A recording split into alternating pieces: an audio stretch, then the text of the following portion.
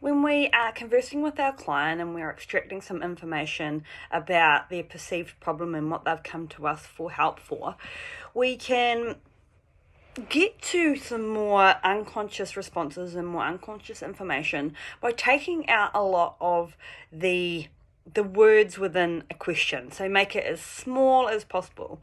So always remember, if you were to go and practice this for yourself, as to what question can I ask with the smallest amount of words. And for example, let's say might ask the client, what are you looking for? A very small statement that will effectively force the client to extrapolate, and the conscious mind will naturally come in and add its 2 cents worth in there. But the more we ask that, the more we might repeat that question, we're going to get some more and more valuable information and start to extract those unconscious responses. Another version of this is by extracting some of the really useful pieces of information that the client might give you. And let's say, for example, a client says, I just want more connection with my husband. Connection is a very subconscious, emotional kind of term, right? So you can begin to piece together, when you've had enough conversations, these powerful words that are going to lead to more powerful information. So connection. So say, for example, again, as I mentioned before, the client says, I just want more connection with my husband. And you as a therapist make this as simple and easy for yourself as possible. Be incredibly lazy, and you just say connection. And you steered at the client using the eye contact, using the pressure of the eye contact, the pauses for effect, connection. And the conscious mind is going to want to come in and distract you from the conversation, the unconscious conversation, and try and sidetrack you.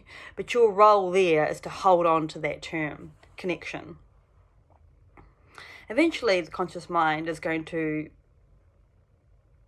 get very confused, is going to back into itself and go, I don't even know what's happening here, and be very confused and want to back off, which will allow the unconscious to reveal itself and to give you information that's going to create a much more substantial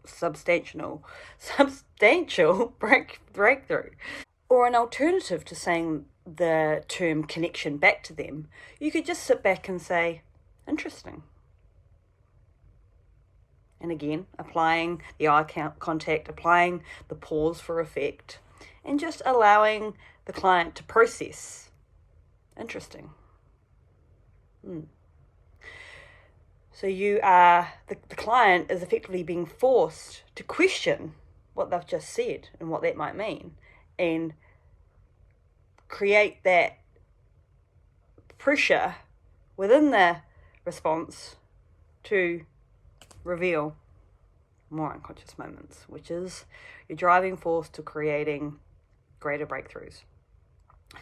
So if you find what I've spoken about today of value and something you want to learn more about, in my upcoming advanced conversational training, we'll be going over these kinds of questions and how to utilize them to draw out those unconscious responses.